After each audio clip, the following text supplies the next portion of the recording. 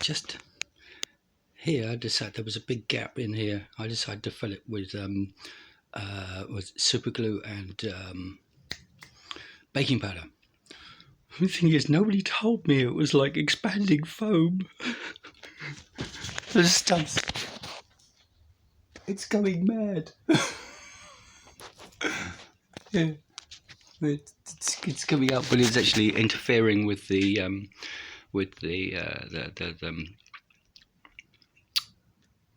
threads. The thing for actually being able to put the bolt in.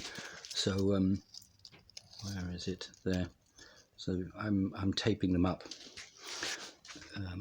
Just putting a piece of tape across the things like this. Where is it? There.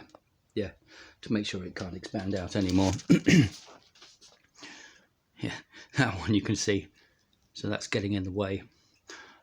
So I'm just going to put some masking tape on the inside there and press it against that to keep the down as it expands, keep it out of the way.